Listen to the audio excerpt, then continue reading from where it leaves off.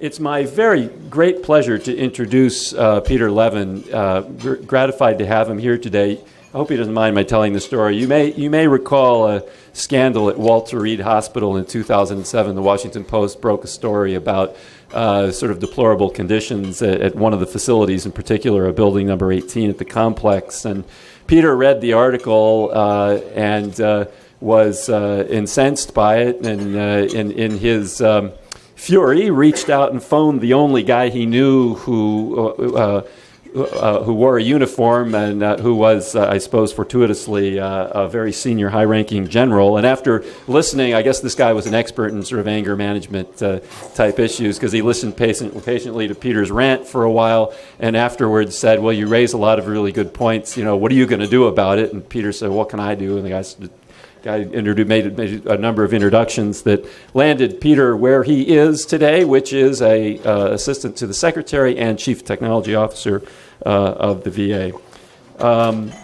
I think that's what I have to say. We're delighted to have him here today, and I think I'll ask for a welcoming applause for Peter. Thanks, Brandon. Good afternoon, everybody. I am a wanderer, so I think I want to get around this podium a little bit. Or not. Or I'm just going to stand behind a podium today and lecture you. So thank you very much for the invitation and for the kind introduction. And what I would like to talk to you about today is actually sort of from my perspective, a somewhat more optimistic message than what we heard this morning about how hard it is to innovate and how difficult it is to be in the pharmaceutical industry these days. I'm here to tell you that there's a revolution coming. You probably know that already, but I bet it's bigger. It's broader, and it's altogether different than anything I heard this morning and probably anything that you've talked about so far. So I have a career path as an engineering academic. I follow the traditional tell them what you're going to say, tell them what you're saying, tell them what you said. Here is what I want you to take away from my 25-minute discussion. The EHRs are here to stay. They're already making a difference. There's probably sort of, I would say, a gadfly of critics and people who say it's not really worth it, it's too difficult, government intervention, dogs and cats living together, the world breaking in 5 pieces. It's not happening like that. It's certainly not happening like that at the VA. I want you to know that the data that we have is primitive. We are having a discussion today about health records not dissimilar to the discussion we would have had 100 years ago, just after the first Wright brother flight, about air transportation. We don't know what's coming, but we can start seeing the premonitions of what's next. And here's the real problem. It's the problem that I actually don't have an answer for, but I know that I'm addressing investors and entrepreneurs and people who know a lot more than I do about the healthcare industry. We need to do a much better job of sharing the data. We're kind of like in kindergarten right now. We suck at sharing, and we need to get a lot better at it really quickly. So a few words about the VA. In case you don't know, and a lot of people don't, what Brandon didn't tell you is that the first trip I made to the VA, which was the trip before my first day of work, I had to look it up on a map. So I'm assuming that many of you in the audience probably know that it exists, understand the morally transcendent cause that we promote on behalf of the American people for the men and women who've served in uniform to defend our liberties, but you may not know just how vast and big it really is. So there are about a little over 22 million veterans. We see 6 million unique patients a year in some form of clinical care. Some of it's really, dire, acute need. Some of it's long-term management. Some of it's, frankly, not that serious. A guy I know goes there for his sleep apnea, whatever it happens to be. But there's 6 million of them altogether. It ends up that about 4 million people get service-connected disabilities and other kinds of benefits. Now, I'm not trying to say, well, it's 6 plus 4. There's obviously a large overlap between them. But you may not realize that there's another part of the VA that administers and distributes the service-connected disabilities. And if you blur your eyes, they're about the same size from a taxpayer perspective. So obviously, the VBA, the Veterans Benefit Administration, is a much smaller team. but it's a pass-through mechanism for service-connected disabilities, mortgages, educational subsidies, and the like. And we're about 300,000 employees. I'm here to tell you that that is a lot. It's a very entrenched culture, and that if we can do it, you can do it. We are also, as Brandon already mentioned, 100% automated in our hospitals. If a Vista system goes down, these guys have to write paper for the few hours that it's not available and then transfer it quickly. I don't know what the uptime SLA is right now, but it's 99 point something, right? We don't go down very much at all. This is a bit of an eye chart. It's the only one I'll make you endure. I will not read it to you. I just want you to know that we know how to measure how successful we have been. So in terms of quality of care, in terms of outcomes, in terms of immunization, in terms of productivity, right? We've actually been able to put a dollar amount on it. We know what this is worth, and we've been able to... This podium is driving me nuts. I'm going to jump down here. This is much better for me. So we know what the EHRs are worth, and they're worth a lot. So if you were to add it up, it comes into low single-digit billions. That's what we have saved above what we've invested. Some epoch of time, maybe 2000, 2007. All these things are well documented. Here's what we don't know. We don't know how to translate what we've been able to do at the VA to what you all could be doing in the private sector in places that already do have, I would say the relatively few places that already do have electronic health records, and I'll get to that in a second. But you should know that we know that this has made a huge difference, and we think that we're really on the vanguard, we're really on the cutting edge of electronic health system deployment inside of large hospitals. So here's what's going on now. Here are some things that we've been able to do recently. Some of these things you may have heard of. We have a new personal health record. So a personal health record, just to make sure we're clear on context, is the kind of stuff that you know about yourself, right? It's the kind of data that you fill out on a clipboard when you go to a clinical encounter. We contrast that to the EHR system, the Vista system, much admired, which is the comprehensive, complete, and clinically valid system where we have longitudinal data, everything we could possibly know, images, the whole works, on the patients, on the 6 million patients that we care for. So we have a new PHR. It's really popular. It's nothing more than an ASCII file. We're going to have 1 million users on that ASCII PHR by the end of the summer. Not bad.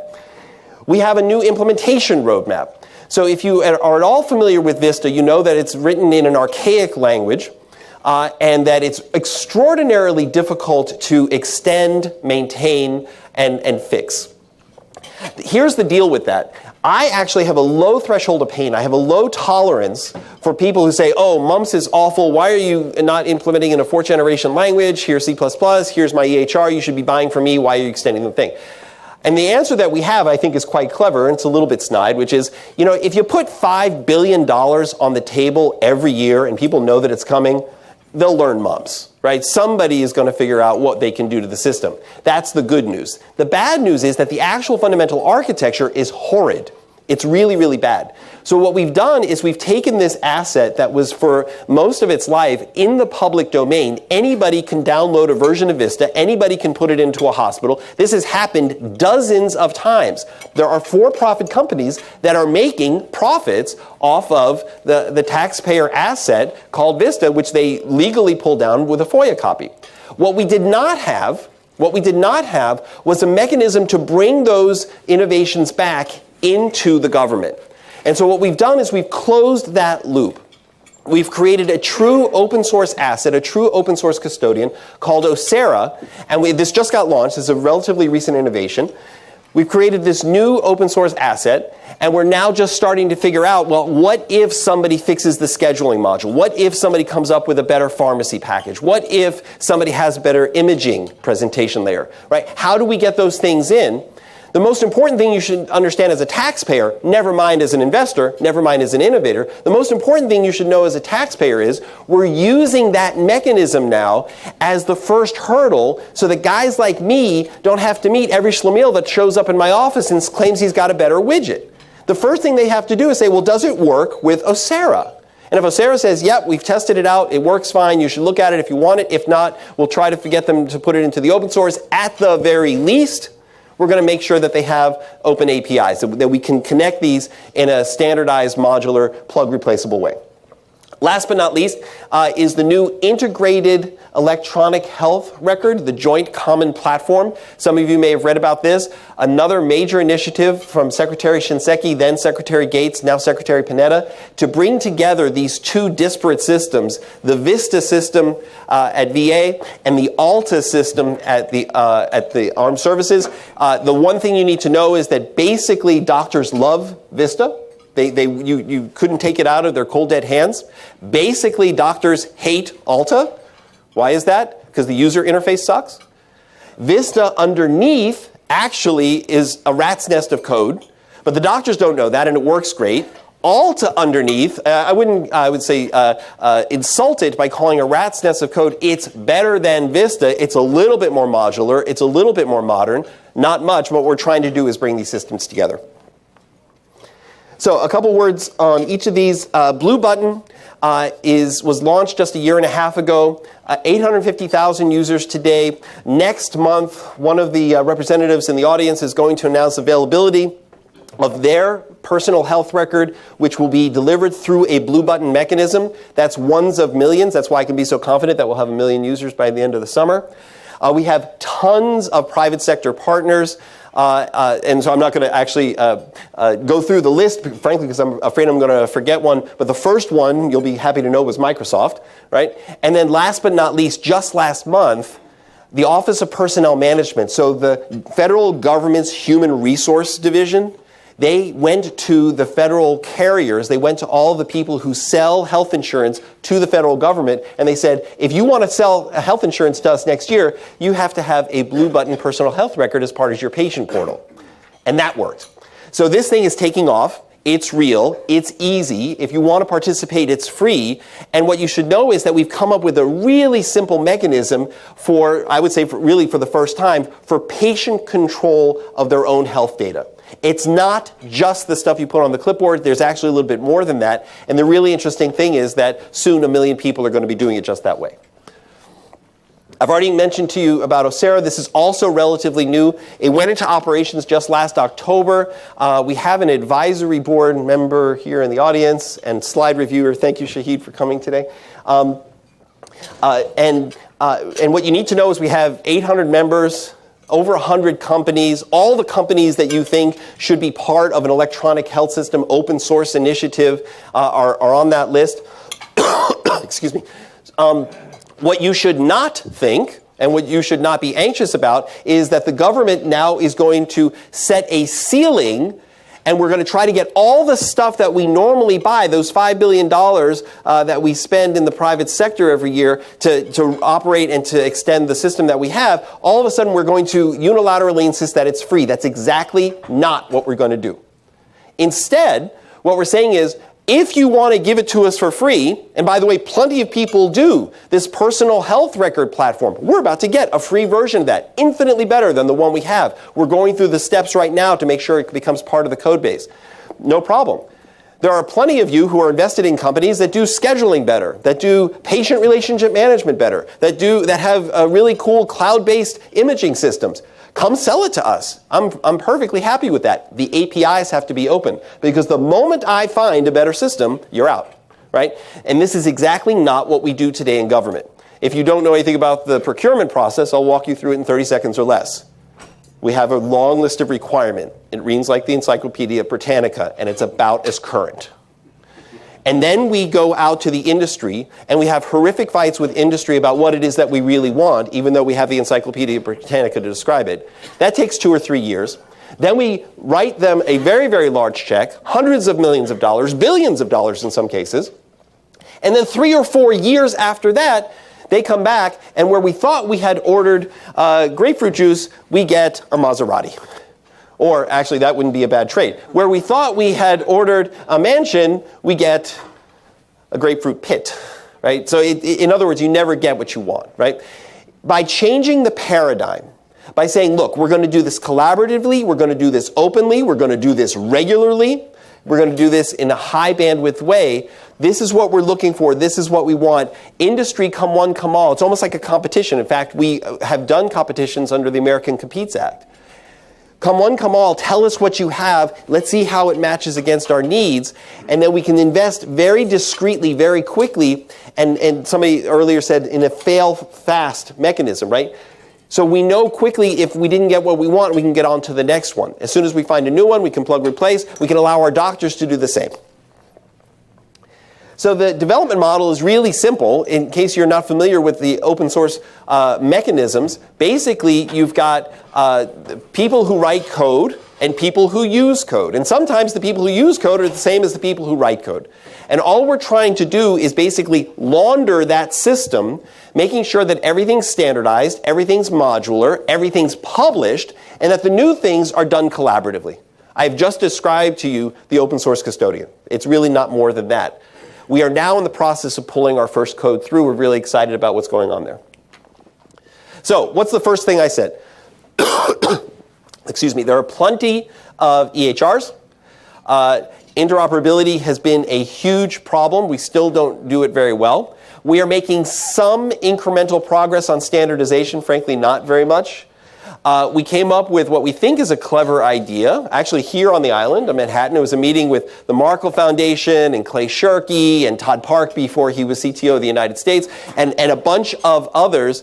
And somebody asked the question, Jesus, why don't we just give them an ASCII file? And VA took the idea and ran with it, and that's the thing that we know as Blue Button today. And finally, we have this new technology development roadmap that isn't going to be based on what we used to do with these long, heavy RFPs, encyclopedias worth of requirements, hundreds of millions of dollars to get the thing that you don't want. Now we're going to have these really discrete, compact conversations completely in the open, and we're going to know what we get before we get it. So, a couple words on the Joint Common Platform. Here is where we are today. It ends up that, and for those of you who've ever written a line of code, you'll know this to be true. The easiest thing by far to do was to create a common presentation layer. The reason that we did that is because we believed that belief follows behavior. So if we could get Army docs and VA docs looking at the same system, they might actually think that the thing that's going on behind it is already consolidated and integrated. Of course, that's absolutely not true in a technical sense. It's actually not even really true in an operational sense, but it's true in a behavioral sense, and the Joint Common Interface has been a very big success inside of the enterprises, inside both the DoD and the VA. We have recently procured this thing that we called a common services broker, or otherwise known as an enterprise service bus. We actually distinguish those things a little bit. The ESB is more about the communications. The CSB is more about load balancing. That's as much as I'll geek out on you today. But we have that now in place, and we're just in the process of testing and installing it.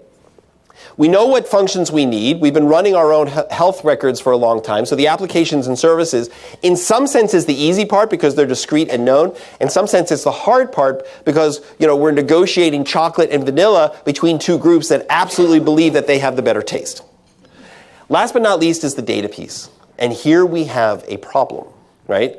You've got one system with tens of millions of records with data stored one way. You've got another system with tens of millions of records and data stored a different way. How are we going to bring these things together? I have to tell you, as of this afternoon, I don't know yet. I don't think anybody knows. So we're trying to build some virtualization technologies so that we at least can do sort of like what we did already with the presentation layer, so that we can at least virtually consolidate them. Maybe, starting at some point in the near future, there's going to be yet a third database. Then we have to figure out how to migrate this stuff. This is a major headache. It's actually the main point of my talk. So one of the reasons that it's hard is because there are so many damn data standards, right?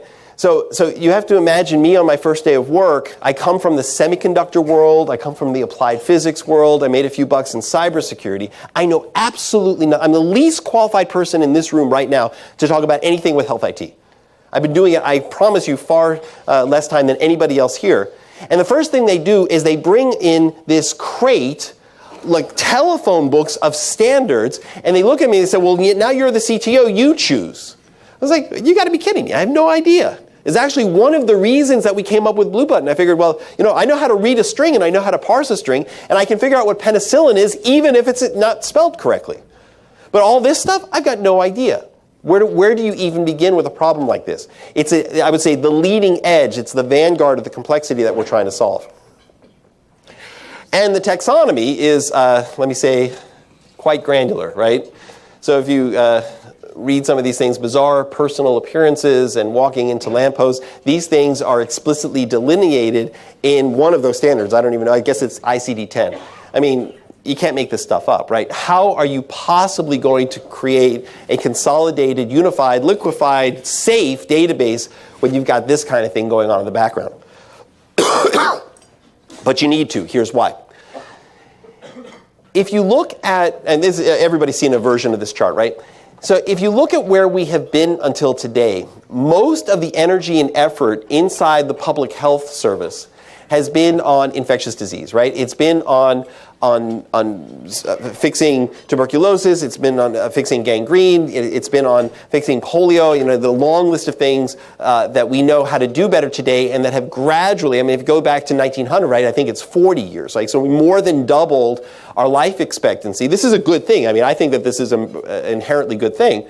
We more than doubled our life expectancy because we figured out what antibiotics are and because we know what to do in case you get a serious viral infection. But what we don't know is really very much about the individual. And somebody said earlier this morning that we were going to be able to get your genome. That's true and that's cool. But right now, today, that's not the case. And it needs to be.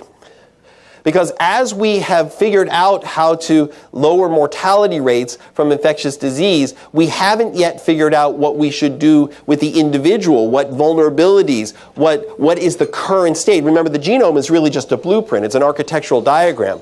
What actually results from that genome is even more interesting and more important. And so if you look at the top 3 leading causes of death, these are things that are fundamentally, I mean, there are clearly genetic markers, genetic vulnerabilities, environmental hazards. I get all that. I'm not naive to this. But fundamentally, we don't really know what we can do yet with regards to the 3 most important killers of people in the United States last year, or sorry, 2 years ago.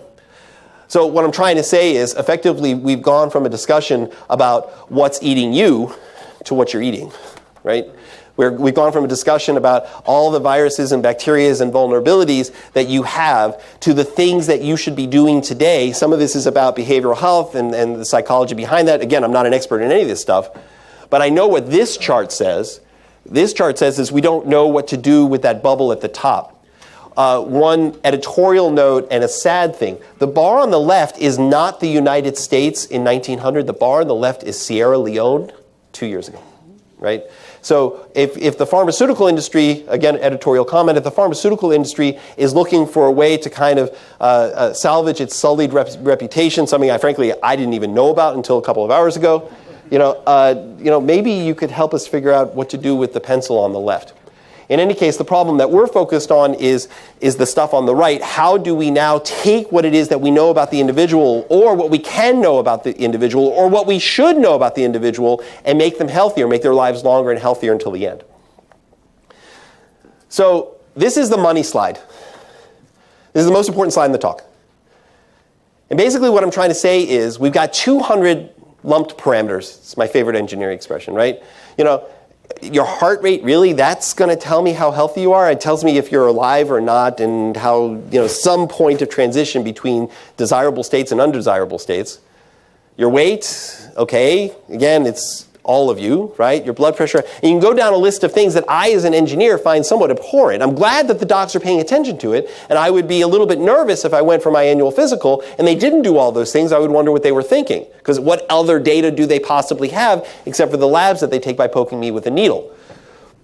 Pretty soon, they said this morning also too, right? Pretty soon, you're going to have a genetic blueprint. And that genetic blueprint, unless you're exposed to radiation, doesn't change, right? So you only really need to do that one once. I'm guessing that there might be scientific reasons or clinical reasons or medical reasons to do it more than once, maybe because it changes. I don't actually know that. But it's not the kind of thing that you're going to do every day. But here's the thing that you may not know. Tomorrow, your body is different than the body you have today. Tomorrow, your body is going to have different chemicals in it. It's going to have different proteins in it. It's going to have different cells in it. And it may be interesting. If it were affordable, if we could prove that it was medically meaningful, it may be interesting, in fact, to take a snapshot of your proteome. You'd at least like to have it once.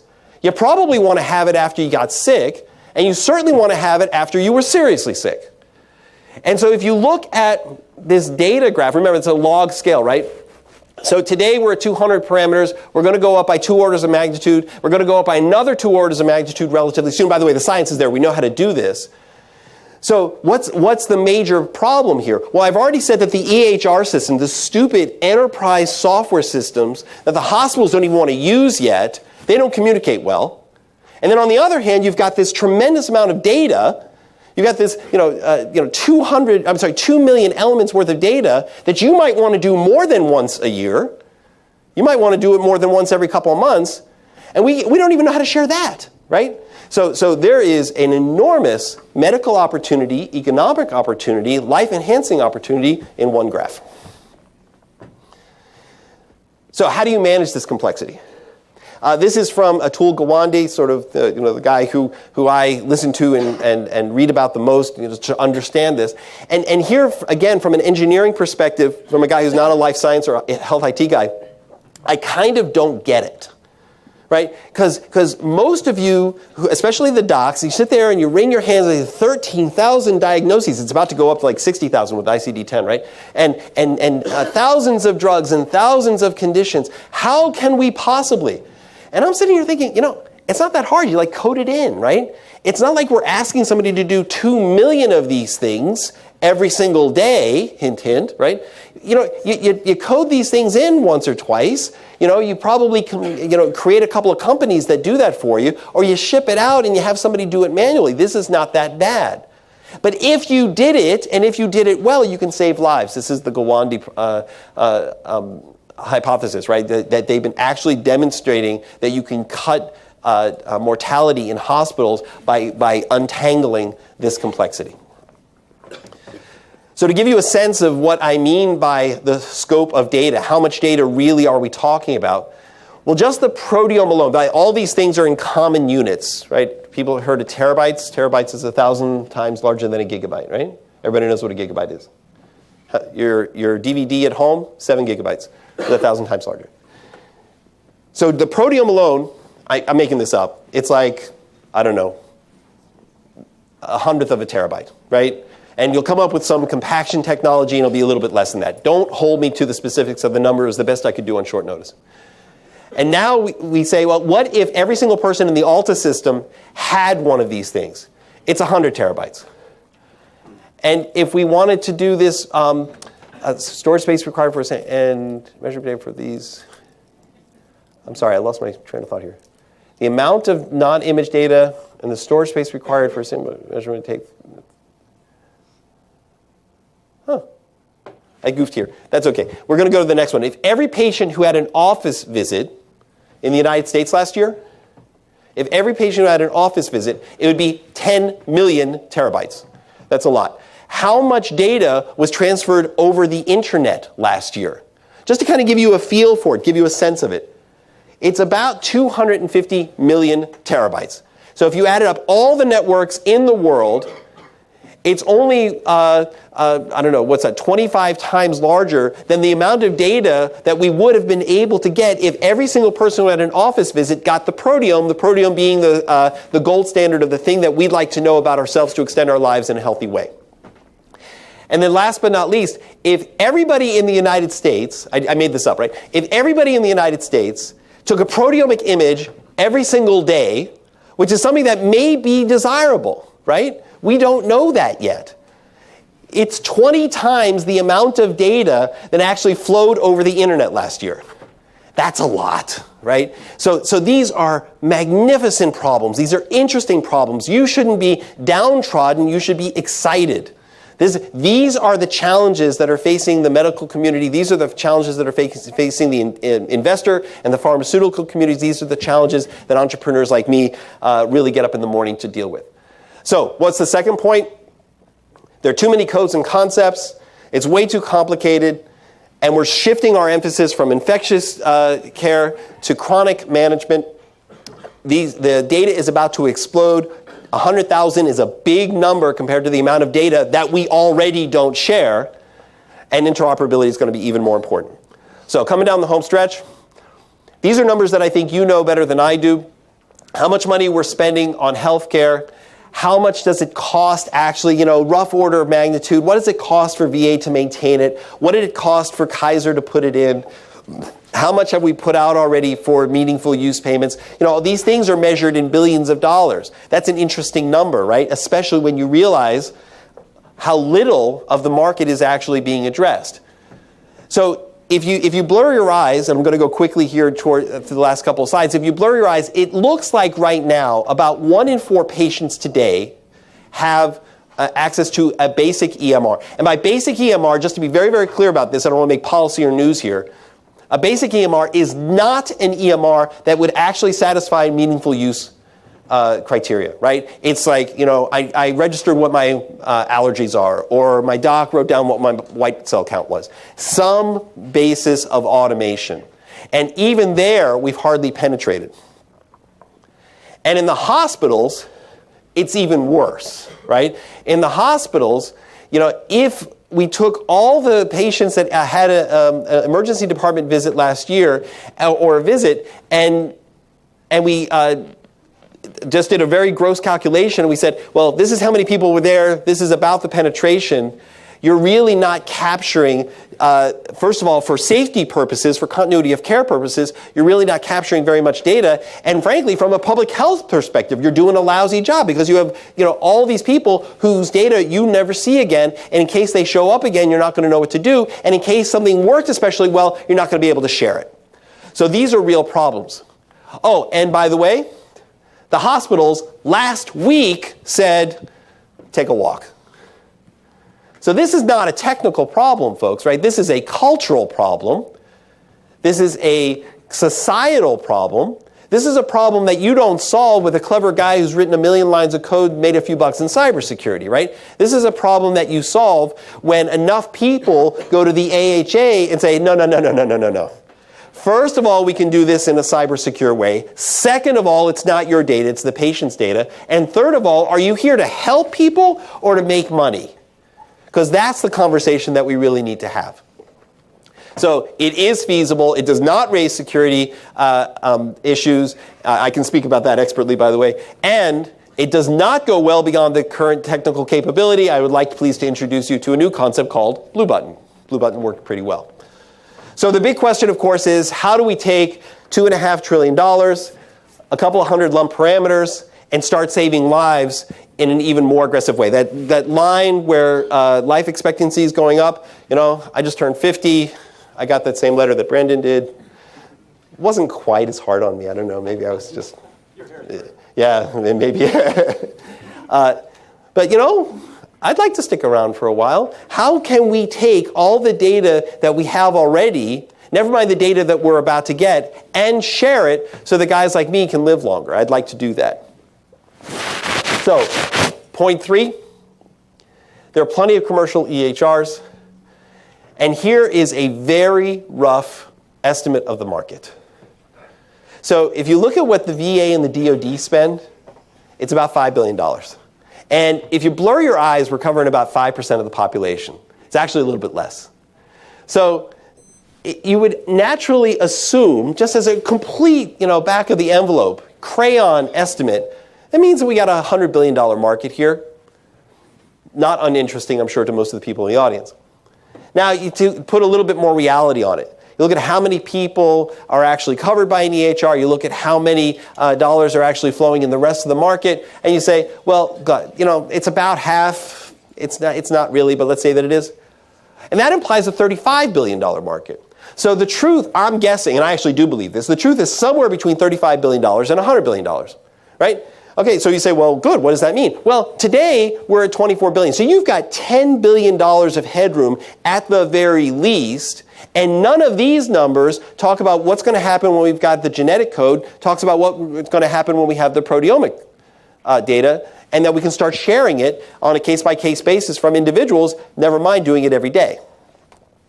So, last but not least, the amount and quality of the data that we have is about to get really big.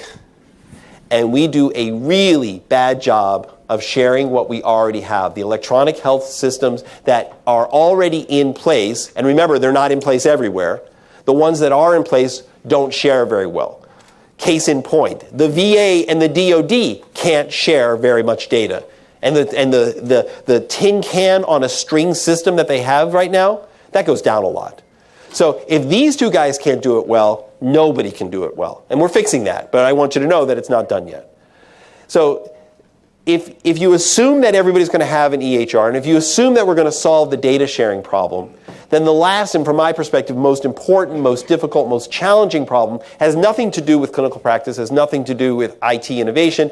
It's all about getting society to recognize that they want their data, to get patients to demand their data the way the veterans did to me when we showed up a couple of years ago, and to get people like the AHA to say, you know, what are you talking about, right? It's not a difficult thing. Don't talk to me about cybersecurity. I forgot more than you're going to know about that.